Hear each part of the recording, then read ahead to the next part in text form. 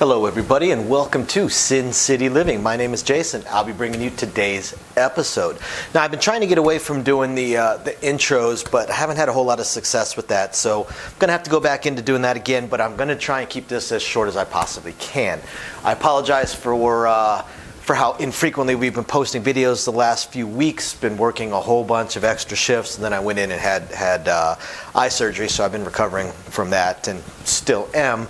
But hopefully within the next couple of weeks, we're going to get back to our usual routine of having a decent number of videos coming out for you guys, especially all those exclusive videos for our patrons. We're really trying to focus on giving you guys some awesome content. So for anybody that is interested in that, just go ahead and check the description of the video down below. And I've had quite a few questions, even though we've had this system in place for a little while, quite a few questions on how you can, how our fans can tip us or show appreciation to us, and you can buy us a cup of coffee.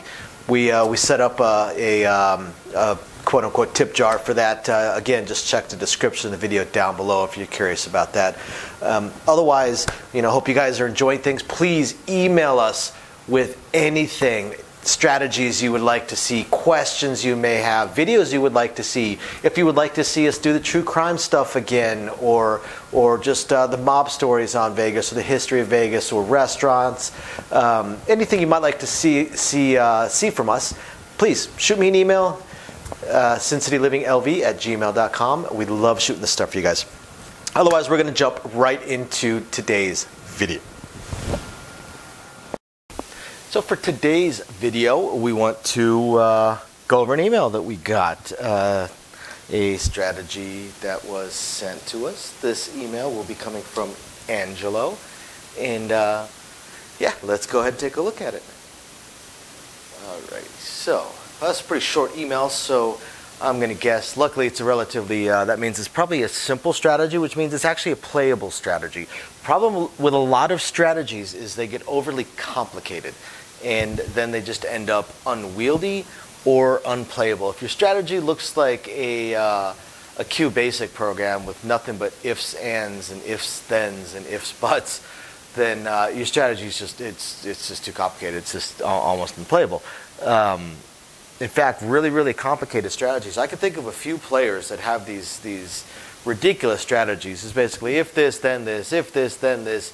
And they slow the game down to the point where they aren't able to play their strategy because the dealers will run them over on purpose and then no-bet them.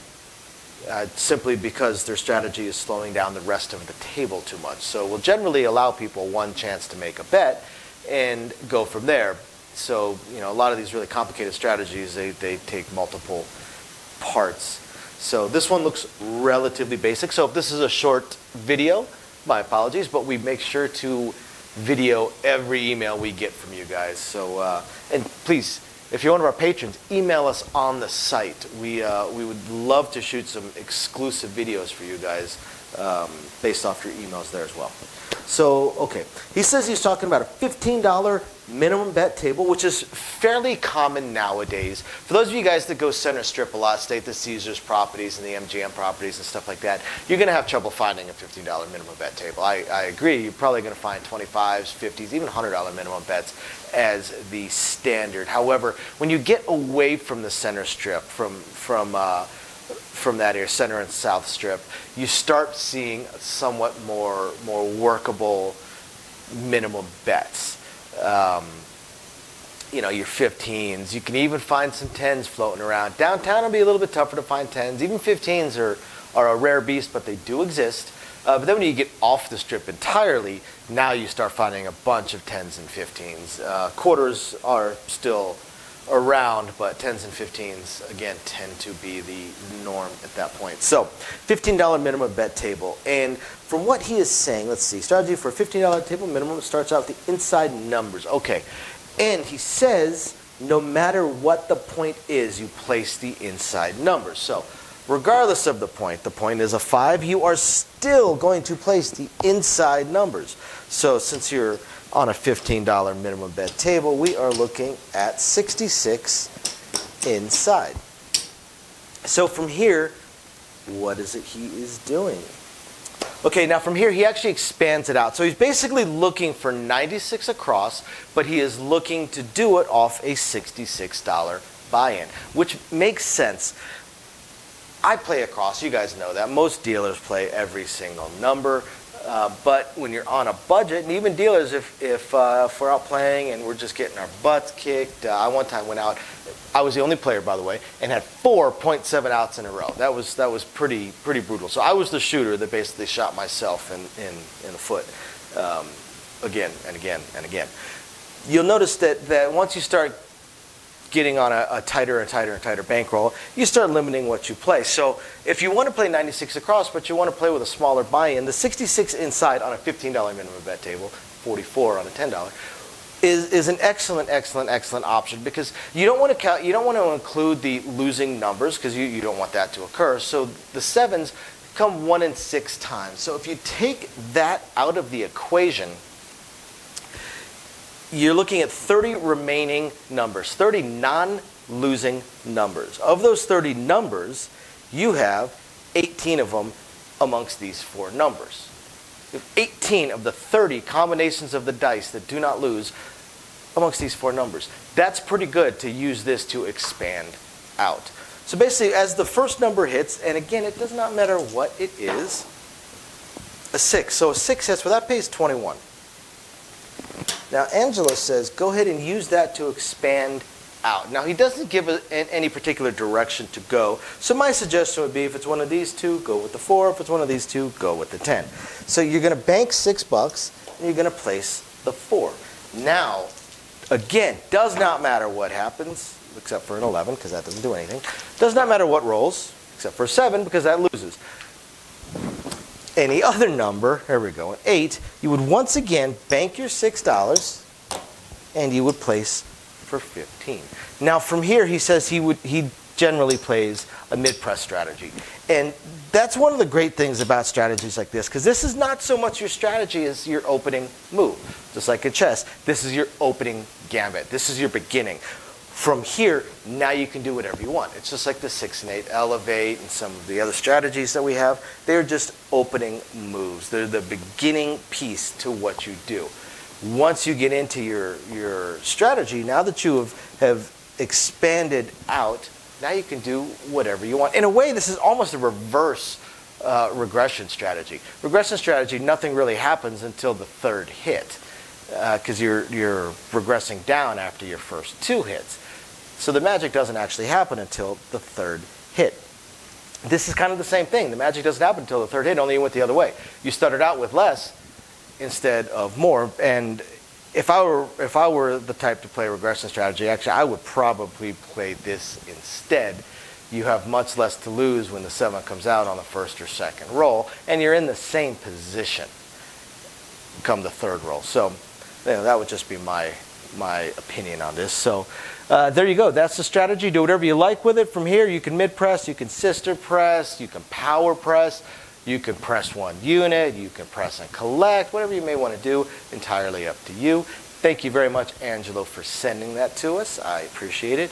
We hope you guys find this interesting, illuminating, enlightening, or at least just plain fun. We will catch you guys next time. Bye now. Thank you everybody for watching today's video, and as promised, a little bit more detail on things that we are working on. So again, we want to continue trying to expand the channel. We're really hoping to be able to add roulette as soon as possible, and then some video keno, video slots, stuff along those lines. Unfortunately, it ate up almost all of our cash, paying off all of our bills during the month of January while we were down. And now that the holidays have ended, YouTube's payouts have dropped significantly. So we're kind of treading water here as far as all that goes. Do have a lot of things we want to add, though. Not just those things, those additional games, and hopefully some carnival games and such like that. But the live streams. The biggest problem right now with the live streams is with 3 jobs combined between the 2 of us, 4 if I include the 20 to 30 hours a week I'm putting into the YouTube channel. It's very, very difficult for me to have a day and time that I can commit to doing the live stream every single week, because we also have our very young child to take care of. But I'm trying to figure that out. I'm thinking it's probably going to end up being on Monday nights or Tuesday afternoons, or possibly both. I intend to do at least one live stream exclusively for our patrons, and then another one on the YouTube channel. So possibly both days. We also have a few other things that we really want to attempt to move forward on. I'm just running into either time or skill set issues. I do want to eventually have a website going for us. I did used to program websites over a decade ago. A lot of things have changed, and I just don't have that time. And not a whole lot of knowledge on the current state of building websites, hosting what sites can host, and how to build up the e-commerce stuff. So if anybody has any skill sets along those lines and would like to answer some questions or just help us out, shoot us an email, sincitylivingLV@gmail.com. Also, I really hope to be able to start adding some exclusive stuff from Sin City Living, logoed shirts, hats. I'm looking to get custom dice made, even custom layouts made, although those would be pretty expensive. But I know zero about e-commerce and drop shipping and anything along those lines. So if you have any skill or knowledge in that area, please email me. I would love to ask you some questions and see if you can answer a few to help me figure out how to get that going. Same thing with designing our logos. I had some logos designed, very, very small logos, unfortunately, not big enough to blow up to put on T-shirts and stuff like that. And again, I know I know nothing about logo design, graphic design, any kind of websites that could do it. I literally know nothing. So if you have any skill or knowledge in that area also, please email me, and you're willing to answer some questions, please email me and let me know. I'll admit I don't even know where to start as far as asking some questions, but I'm sure I'll ask a few, and that'll trigger a few more, so on and so forth. So yeah, there's that, and of course we do hope to continue to improve our AV setup, but I am an AV moron, so also right there, if you have any skill sets or knowledge in that area, please email me, and are willing to answer some questions. Please email me and let me know. We would love to help. Otherwise, again, thank you everybody for watching, and we're very excited to continue bringing you our videos. Bye now.